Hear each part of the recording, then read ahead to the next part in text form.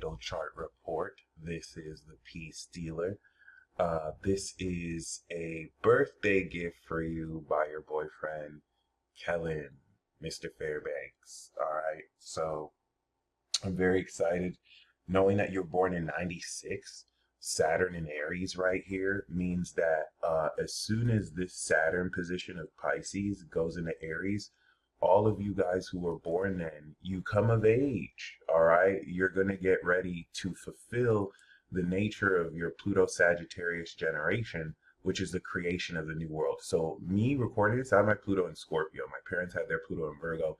Pluto represents the different generations from 95 to about 2008 was the Sag portion. Then 2008 to 2023, it's been in Cap. And now from 2024 to 2044, the genius, alien, evil genius babies are being born. So when we talk about you, you have Pluto, you have this generational marker on your AC. You not only embody this, but you're also the vessel of this generational marker. So you're magic. We're going to talk about this.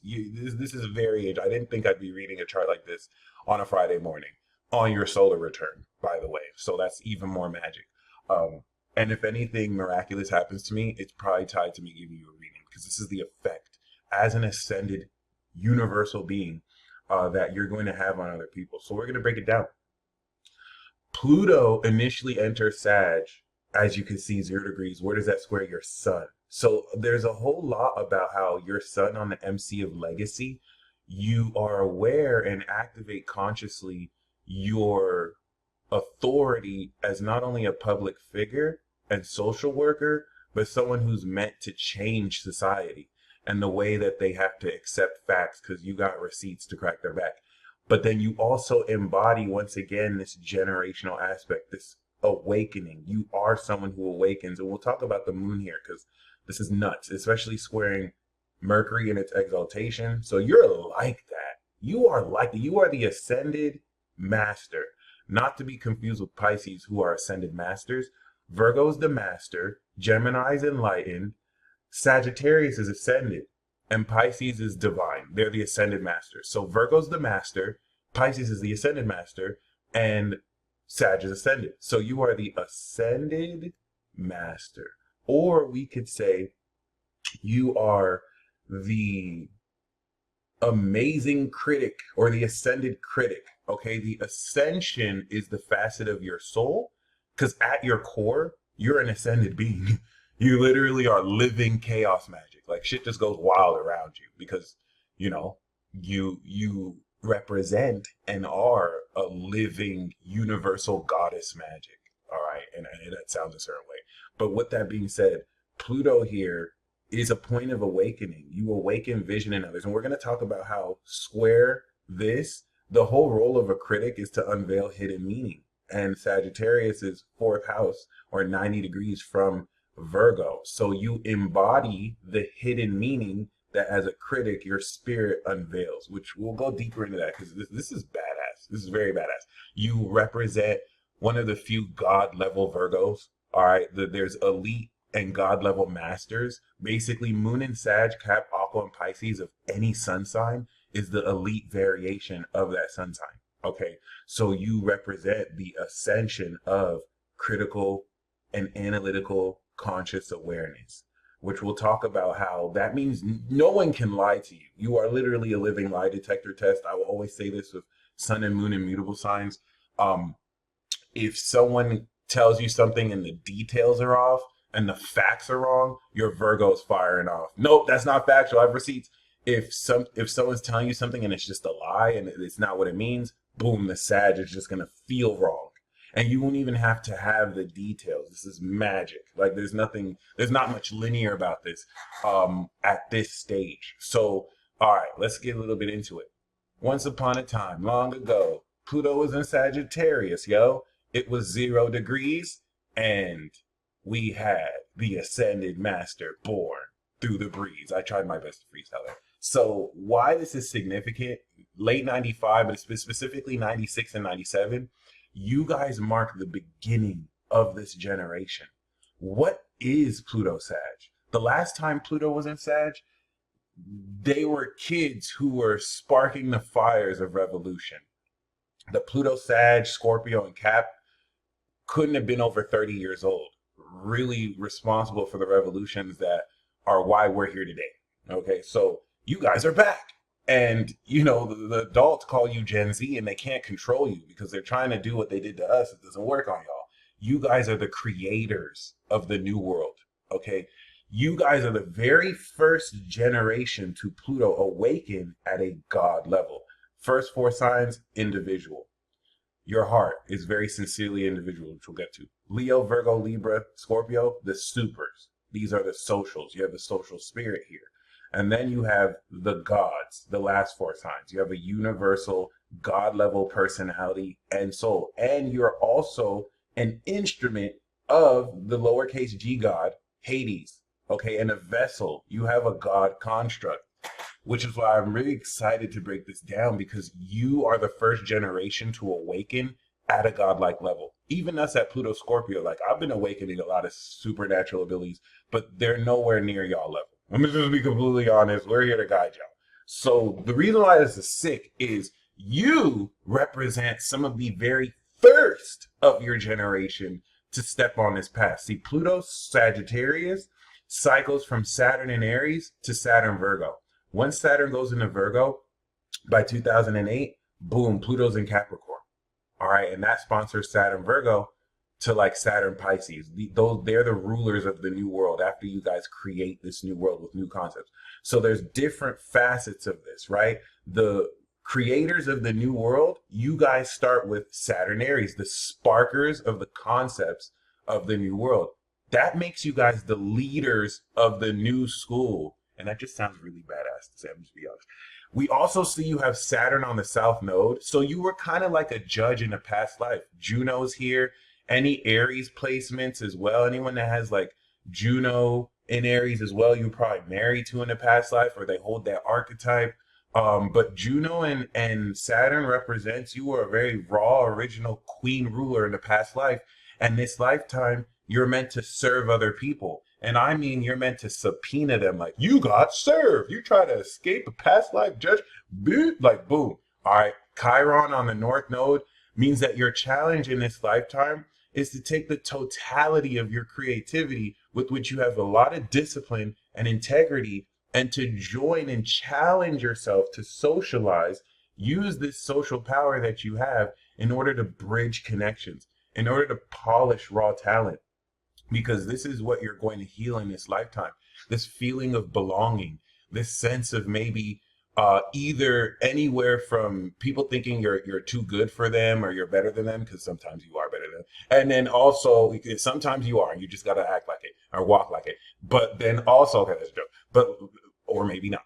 But really more so like the feeling of feeling out of place with the square in the eighth house where you may not feel that you can trust the right people because most of them are evil. And then also because with the Chiron on the North Node, people who are meant to be around you are people who are going to greatly be developed by your skill, by your artistry. But that's what this really represents. From the 5th to 11th house, you're using your own talent to form a team, to heal the society that, you connect with. The 11th house is a house of friends, hopes and wishes. So the destiny here could denote some sort of fame, even if not socialite fame. Not all fame is socialite fame is what I'm trying to say, but like being known, being, being very accepted through the doors you open. But the challenge is, of course, not falling back on how talented you may be disciplined in this approach or how original or independent you do things, where you're challenged to connect and compromise with the right people. And this now makes a cross with Jupiter and Neptune, which will tie in psychic activity with the way your heart and desire pushes forward. Now, Mars and Venus here together can blend love and sex.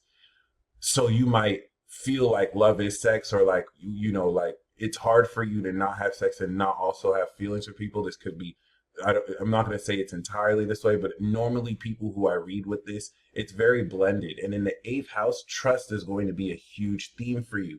How you're able to take this integrity, which Jupiter in a second, y'all get money. I'm gonna just be completely honest. This represents an expansive, organized, control sense of your intuition that could lead you in a lot of paper, especially with the Mercury trine, which we'll talk about. So you're using this grounded, methodical integrity in order to know who you can trust with your feelings.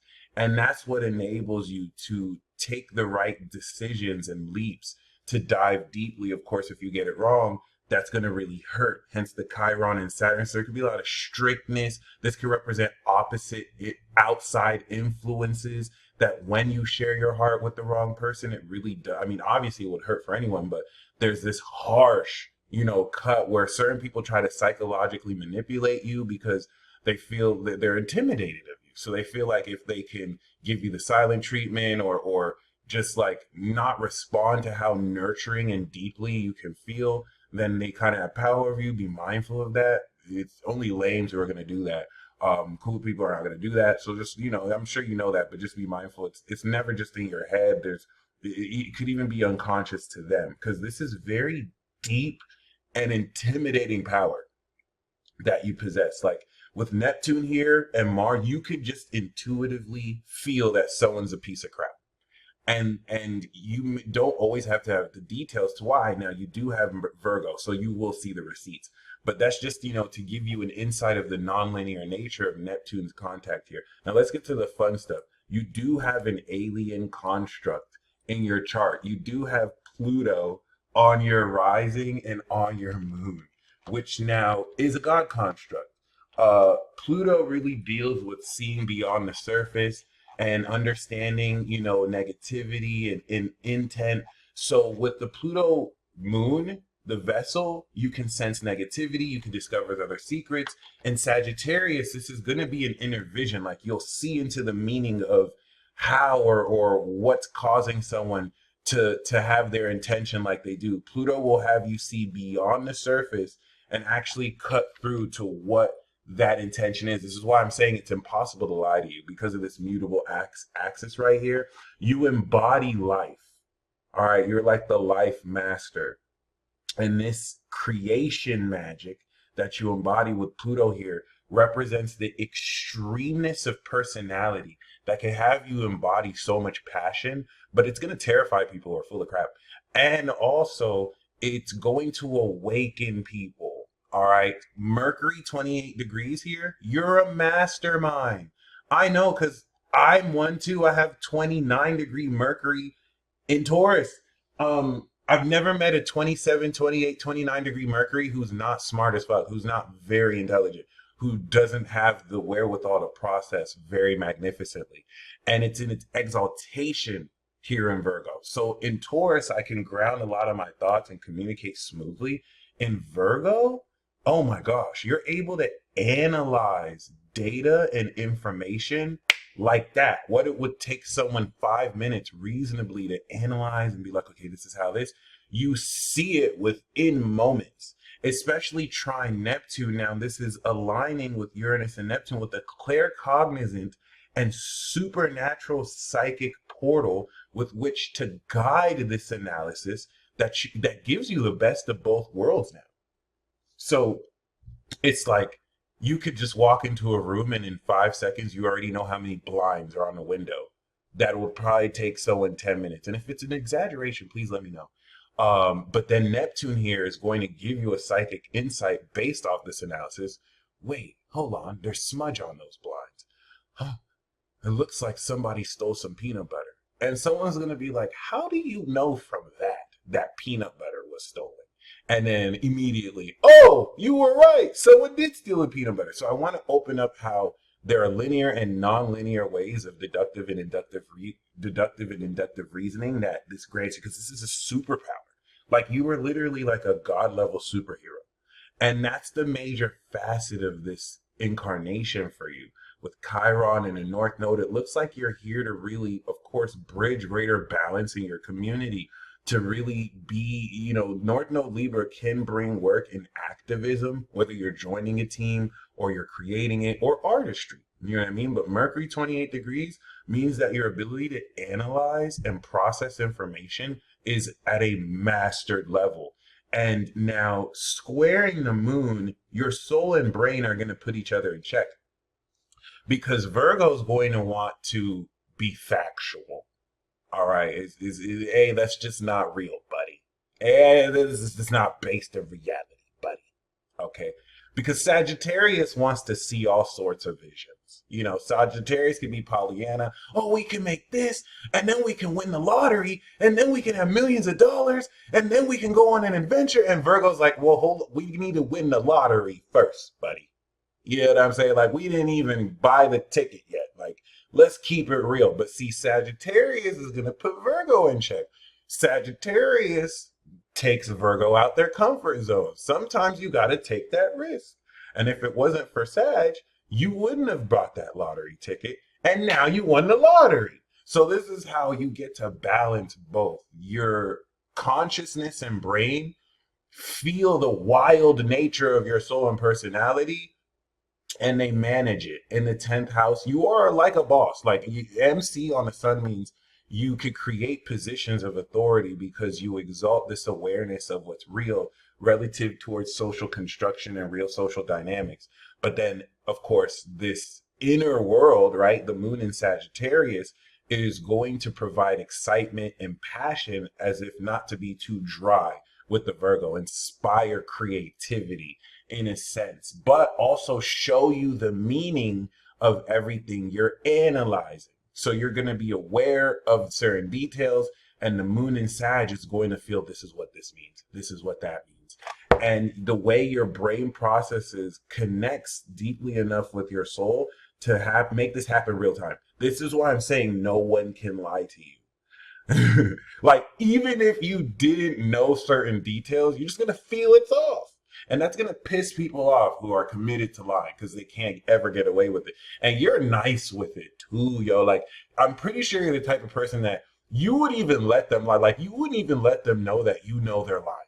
You're going to let them play themselves and then bring out the receipt at the right time. I'm telling you, ascendant mastery. So, we do see that Juno also connects with your moon, and Saturn connects with Pluto, which is going to stabilize this extreme, intense, magical embodiment with the discipline anchored on the South Node in order for you to not only express the integrity of your talents and creativity originally, but as it's making a 216-degree angle, 6-0, 210, 0, 216.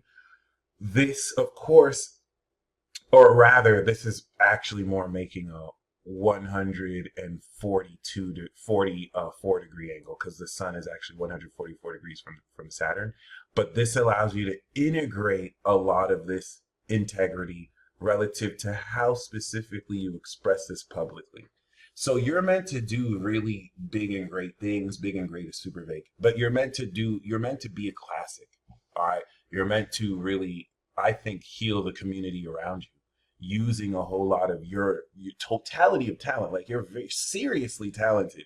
You just don't want to be unnecessarily hard on yourself, especially when it comes to dealing with other people. You're not in any way soft. You're one of the realists. So it's okay to be nurturing. It's okay to trust the right people, because you have a holy heart. And the way, okay, Mars is in its fall and Jupiter's in its fall, but it ends up working really well together because you're able to feel who you can trust to really take this expansion of value, quality, and organization. It also represents supernatural manifestation ability. All right, the Jupiter and the Neptune. Now let's talk about Uranus here. Uranus, the sun is making a quincunx slightly to Uranus, which is going to add more to the claircognizant quality of how you just be knowing. And so close to the third house, this would suggest you are something of a child prodigy or a genius. Or even if you didn't have like crazy good marks in school, you're here to innovate learning. Uranus in its dignity on the third house cusp Sextile Pluto means that you have the capacity to literally just know things. This is the ability of claircognizance, but it's going to innovate how uniquely you can not only learn, but teach how it is you learn. And like Uranus on a third house cusp is the archetype of somebody who didn't do the problem in the way you were taught, but you still got it right. It's like you can think outside the box and create your own ingenious solutions to problems. And that's where now having this with the Virgo Sun and Mercury allow you to have the best of both worlds and integrate very grounded and practical fashion much of this eccentric genius. All right. Pluto and Saturn sextiling on either end provides stability to how you express this through your talents and the extremeness with which you embody that extends towards this very advanced and supernaturally unconventional attitude. Say that 5 times. All right, cool. So that in a nutshell is a bit of what to see relative to your natal chart. And I believe that if we look a bit further into the first house nature of the Sagittarius moon, I once again provided this article you can download. When you get the recording to this, the notes will be there. Pluto vessel is the moon. Pluto instrument is it on your rising. Like the vessel says, you can discover his other secrets, sets history straight through your psychic visions or research based on a deeper knowing of truth.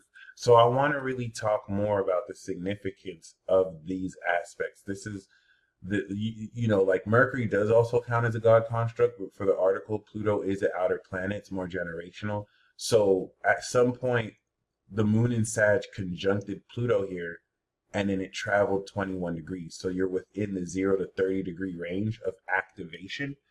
And this does represent like being an anime character with magical abilities. I'm not even going to front. It'd be interesting to see how you experience this because there's such an amazing depth and extremeness of meaning with which you can feel into the meaning to. And in the first house, it's always going to wrap around how you embody this. Because what it means to have rising in the last four, AC in the last four zodiac signs, is that you are a universal embodiment. I'm somewhat familiar with this because my moon is in Capricorn, but my AC and Sun are in Taurus and Gemini, respectively. So I have an individual embodiment in spirit. For you to have a universal embodiment in social spirit speaks a lot about you. You're able to reflect the entire collective. You know what I mean? Like this is so in a sense, if I were to say you were a goddess on top of being a princess, right? The royalty is the fixed signs, the prince and princesses are the mutable signs, which actually are higher ranked than kings and queens. But regardless, if I were to say you were an ascended universal princess, that would not be flattery. That's really what it means. So like you're able to see facets of yourself in everything as what is Sagittarius? The creator. Okay. So you have the soul and embodiment of the creator, right? Like a creator God.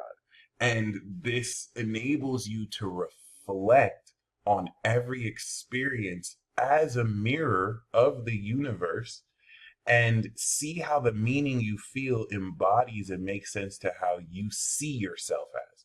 Everything since 2019, when Jupiter went through here, really brought in evolution, a brand new cycle of evolution. And now, since 6 years from there, now that Jupiter's in Gemini, you're harvesting 6 years worth of evolution, my friend. And you're getting ready to integrate since 2017, if not 2015, 7 years. Yes, 2017, 7 years of course, Saturn going through your first, second, and third, and now it's in your fourth. So this is going to prepare for the next 14 years of your life which now this preparation is done. It's time to really thrive. It's time for you to come into your power of age coming into 2025 and 2026. And it's time for you to come into victory as Jupiter will go back into Virgo and evolve since 2019, what you've, activated. And that's where we'll begin, where we will end where we started with Pluto square Pluto. Your sun makes a 270-degree angle to this Pluto because at some point before this was conjunct and then it went all the way around and then boom, you were born at 270 degrees. You are the living completion of this state of awakening into a whole new generation. This is why this is very significant. You to me are like a beacon. If we put this now in context, you are one of the very first souls of this generation to be born. So a lot of what you do is going to sit like if I were to look at you like a fly on a wall, I know that what you're going through in your life is going to really it's going to influence, or even if it doesn't directly influence, I know that what you're going through is going to be an interesting sign for what's going to happen to the rest of the generation. All right. And a lot of what you're pioneering and moving for is into, which is why it's even more important that you shouldn't be hard on yourself, especially when it comes to the expectations you have for yourself around other people, versus just allowing yourself to blossom finely and naturally, as that Pluto square will bring this magic of awakening towards the society around. And like an ascended magician, you're able to pull receipts and show people the higher meaning of what it is you feel in the body. So as a fellow magician myself with the sun in Gemini, I don't have as much mutable as planets as you, though. I would say you're a lot more magic. I see you though. All right. And shout out to Kellen for gifting you this. I'm very grateful to have read this. Um, I think as Pluto will awaken over the next 20 years, this Uranian point you have, this is going to open up so much more the supernatural dynamics of your abilities. And as Pluto is trining this, you'll be able to pick up more analytically on how specifically you facilitate all of this. This should be a birthday to remember as Pluto's King comes in your solar return. But yeah, this is going to just have you supplement your inductive or deductive reasoning with just a sense of knowing, which is not normal. This is supernatural. None of this is like, this point is not linear. The fact that you can go into a situation without context clues, know what's happening, and then with your Virgo confirm the receipts after, that's supernatural. And you represent that, push towards a greater awakening of consciousness and society. All right. So happy birthday once again. I hope you enjoyed this report. You stay blessed as always. And until next time, peace.